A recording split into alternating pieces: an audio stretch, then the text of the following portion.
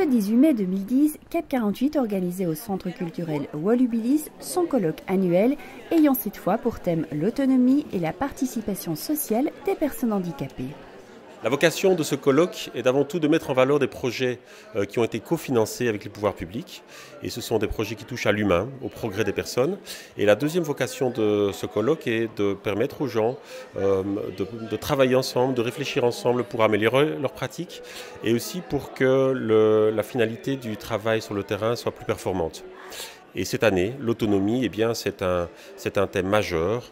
Les personnes handicapées souhaitent vivre seules, souhaitent travailler, souhaitent avoir des enfants. Et il faut ouvrir le chemin, les accompagner et puis faire un pas de côté pour que chacun puisse prendre son autonomie et son envol comme il le souhaite. Animé par Véronique Barbier, le colloque suivi des ateliers l'après-midi ont réuni plus de 250 personnes attentives et concernées. C'est gai de voir ce qui s'est créé.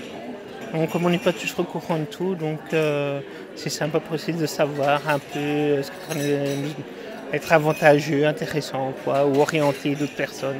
On essaie de se concentrer dans des choses qui travaillent dans les écoles. On essaie de rendre accessibles les écoles pour les personnes handicapées.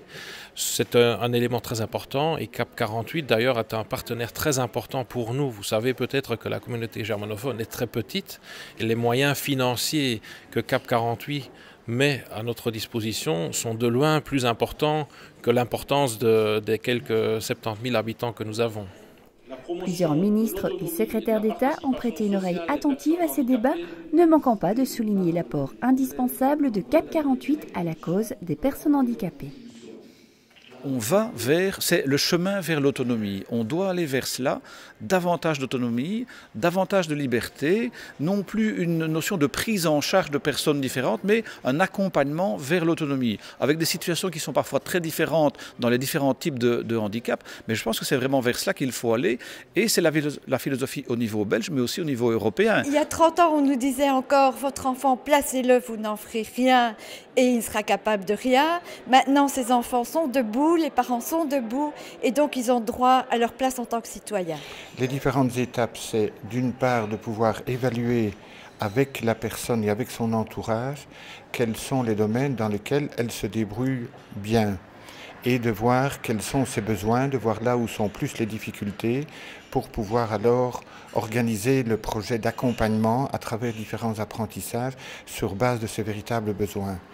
Ça, c'est un premier élément. Le deuxième élément, c'est de travailler ensemble aussi la motivation de la personne, de voir dans quelle mesure la personne souhaite devenir autonome. Et là, c'est très important de voir sa motivation, parce que l'important, c'est qu'elle puisse être maître du processus qu'on met en route avec elle. J'habite seule, et de temps en temps, je vais chez maman. Qu'est-ce que vous faites dans votre appartement ?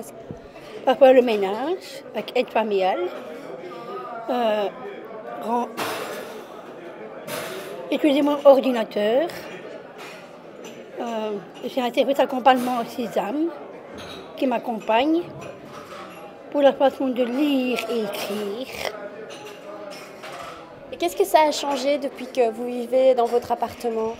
C'est plus la même, je suis une différence. Et c'est quoi cette différence ? On m'accepte.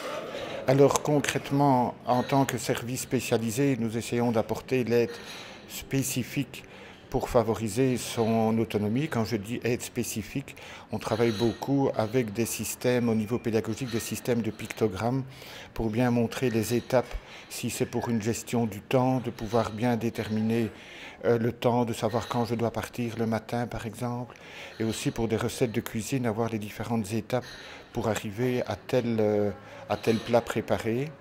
Ça, c'est un aspect, ça c'est notre job, je vais dire. Et alors l'autre aspect, c'est plus le côté faire appel à des services généraux qui peuvent aider la personne. Par exemple, des aides familiales.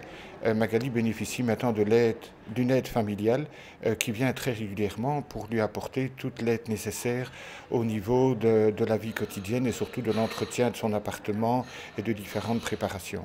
Qu'est-ce que vous attendez de cette journée CAP 48 ? de rencontrer des nouvelles initiatives et aussi de reprendre des énergies pour développer les initiatives que nous avons commencées aussi.